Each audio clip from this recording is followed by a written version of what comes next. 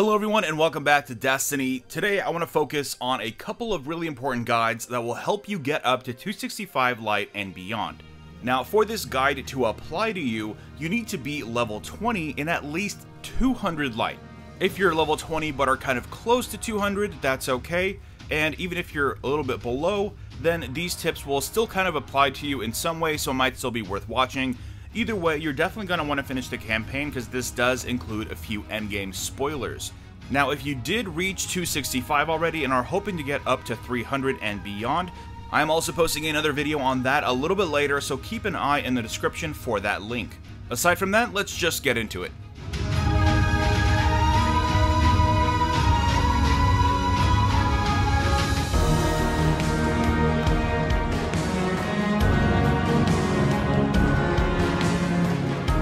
So very quickly, I wanted to remind everyone that my Destiny 2 limited edition giveaway is going to be ending very soon. Tuesday, the reset day, is the final day where you can enter. It's super easy to enter. You just have to follow me on Twitch and subscribe to me on YouTube, but you do have to use a very special Gleam link down in the description to verify that those things are happened, and then it will ask you for an email address, and then you will be entered to win. Aside from that, let's get right into the guide. You can see here that this is my Titan, and this is actually the second character that I started. And as you can see, he's about 180 light, which is a little bit lower than it would normally be, but I did power through the campaign as much as I could. I killed the minimum amount of enemies that I needed to. I did a few public events just to get to the level requirements for some of the missions, but aside from that, this is pretty much as fast as I could get through the campaign.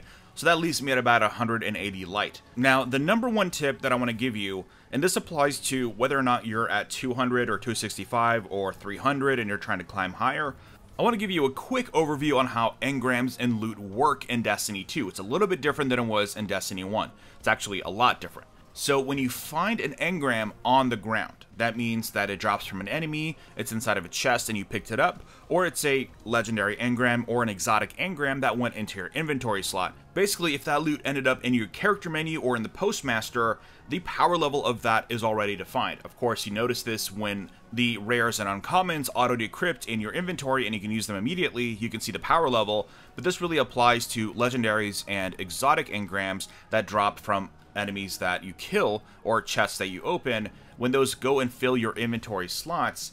However, this does not apply to any NPCs that will be rewarding you an engram. A good example is the exotic engram available from Zavala after beating the campaign. If I pick this up, this is going to be at 218 light. You can see it's a huge upgrade.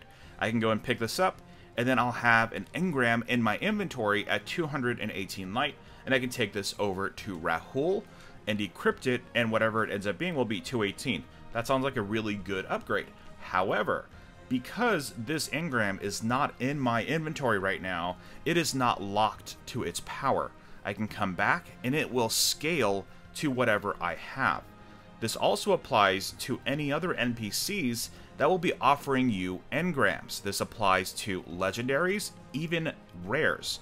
Sometimes Rahul will give you a rare. I can't remember why he did it that one time, but he gave me a rare at some point, and that ended up being scaled to my current power.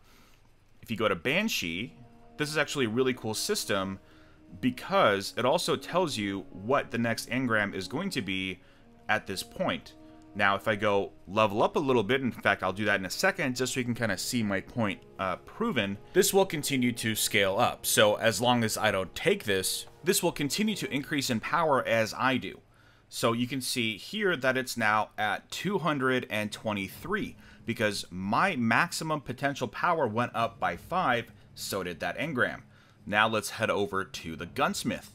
I technically have an engram available, I just can't take it because I'm not level 20.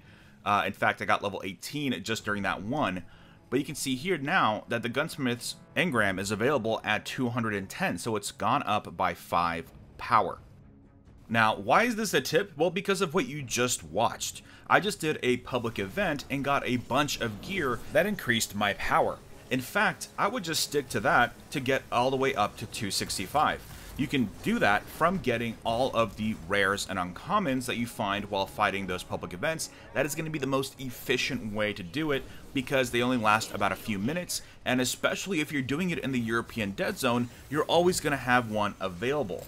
So you can just pretty much play hopscotch with the public events, and because a lot of other people are doing it right now as well, you will find a lot of level 20 people there, and you can of course trigger those exotic... Wow, okay, I just got completely sidetracked because someone unlocked the Traveler's Ball. Look at this. This is pretty cool. So, as I was saying, people are going to be unlocking the heroic version of those public events, which get you even more loot.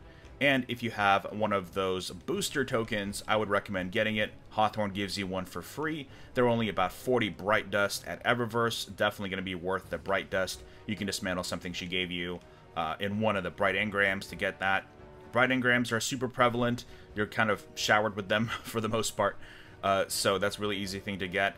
That's going to be really the major tip. I mean, there's not really much else to it. I could tell you to go do strikes. I could tell you to go do, you know, adventures and lost sectors. And to be completely honest, the only reason you should care about efficiency is if you plan on doing the raid on day 1. Now, I know a lot of you are not planning to do that, so really the biggest tip is going to be to just enjoy the game. You're going to get plenty of loot, and you're going to increase in power one way or another. Now, another huge thing which is going to help you get to 265, as well as granting you some great legendary gear, is turning in those tokens and reputations to each of the world vendors. That is Devrim and the EDZ, Asher on Io, Failsafe on Nessus, and Sloan on Titan. There is also the Gunsmith. This is a really great way to get legendary weapons for turning in parts that you use from dismantling rares or legendaries.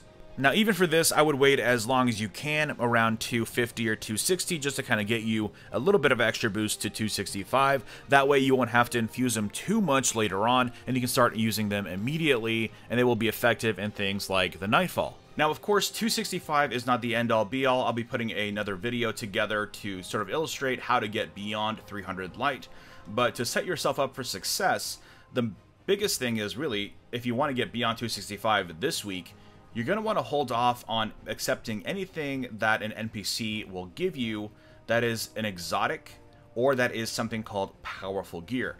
Powerful gear are engrams that will drop guaranteed higher than 265, and that is going to be your ticket to get out of 265 once you're done grinding those public events, because, and I'm going to choose my words very wisely here for a very specific reason, is that rares and legendaries that drop, no matter what, cannot take you past 265. Yes, they can drop higher than that, but you have to already be higher. Once you get past 265, the rares and legendaries do drop at a higher power value. However, they will be 5 power below your maximum potential. So that's a good way to boost up the rest of your gear and to get exotics up in line to where you are, but that's not going to be a way to reliably get higher. The only way to get higher than what you are currently is going to be with powerful gear, exotics, and mods, which we'll touch on a little bit later. But for now, hit up those public events, do as much of them as you can, and it's going to be really tempting to accept all of these powerful engrams and stuff, but you're going to want to leave them where they are, but they'll just sit there forever, and they'll keep increasing in power as long as you do. So use that as you will. If you are, again, beyond 265, I'll be posting another video a little bit later about that, so keep an eye out for that. Aside from that, let me know if you have any tips to get up to 265 and beyond. Drop a like if you enjoyed this video, and subscribe for more Destiny content. And I will see you all next time.